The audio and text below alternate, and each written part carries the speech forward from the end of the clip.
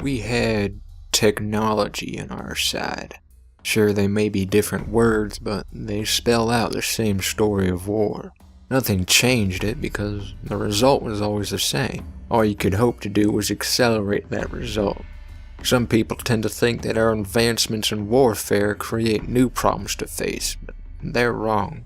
It doesn't create new problems, it merely makes solving our existing ones that much more necessary. In the days of jet fighters, ballistic missiles, and WMDs, preemptive war is necessity. In order to keep trade roads open and oil flowing, you need heavy presence in a global world. There is no avoiding war, it can only be postponed to the advantage of your enemy. Heavy presence now is cheaper than bloodier resistance later. To continue to exist, one must always have the will to continue, to keep on living. Sometimes that's as easy as remembering to breathe, but harsher times it calls for much more, and it's a harsh world we live in.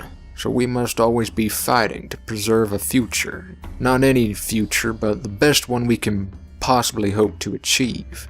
And the only way to do that is to be vigilant at all times, ears open to everything around you and eyes towards the future. We must always be in a state of absolute readiness for action. One doesn't get to the top of the food chain by slacking off. It's a position that needs to be defended each and every time. You need to maintain a perfect record in every situation, because there are no do-overs. There is no respawn, there are no continues. All you have to do is fail once. Not every situation has to go your way, but one mistake could be all it takes.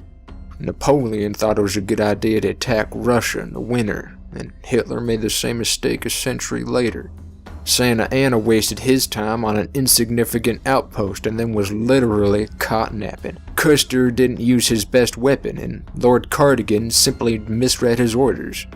Vanity, ego, and underestimating your enemy are the cause of most every single failure in the history of war. One slip up and your whole operation was for nothing. All those men died for nothing. That is why you must stay vigilant and always on guard. You can minimize casualties and neutralize threats if you act quickly and accurately. If you give the enemy an inch, it'll take a mile. If you flinch, they'll sucker punch you.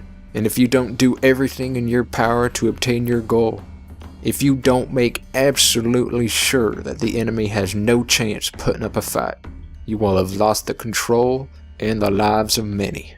You can't operate with the thought that it might be acceptable to lose, because once you've done that, you've already lost the whole thing.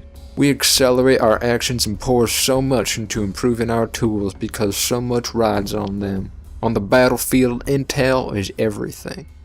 The more you have, the greater odds are that you will make the right decision, that you won't be the one that makes the fatal mistake. So much can be saved so early in a war, and so much can be lost. The thing is, war will always be necessary because one will always be threatening the rest. We know we have to fight. That losing isn't an option the world can afford.